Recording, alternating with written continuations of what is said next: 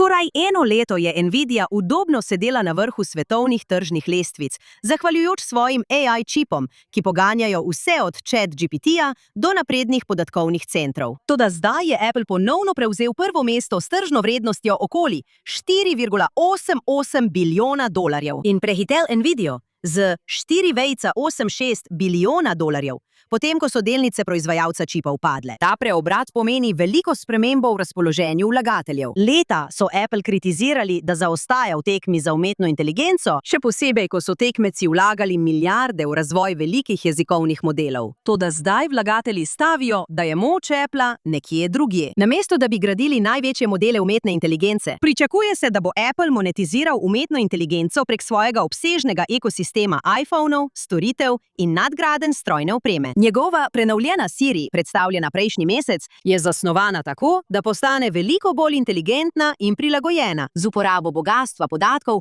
ki so že varno shranjeni na uporabniških napravah. In čeprav je Apple spet na vrhu, analitiki pravijo, da to še zdaleč ni konec zgodbe podjetja Nvidia. Podjetje še vedno prevladuje na trgu infrastrukture umetne inteligence, saj njegovi grafični procesori poganjajo velik del današnjega razcveta generativne umetne inteligence. Namesto tega strokovnjaki pravijo, da je širša slika ta, da se razcvet naložb v umetno inteligenco širi. Proizvajalci pomnilniških čipov, kot sta Micron in južnokorejski SK Hynix, prav tako privabljajo milijarde, saj vlagatelji iščejo priložnosti zunaj tradicionalnih tehnoloških velikanov. Tekma v umetni inteligenci se ne upočasnjuje, temveč prehaja v novo fazo, saj vlagatelji razpršujejo svoje naložbe med podjetja, za katera verjamejo, da bodo oblikovala naslednjo generacijo umetne inteligence.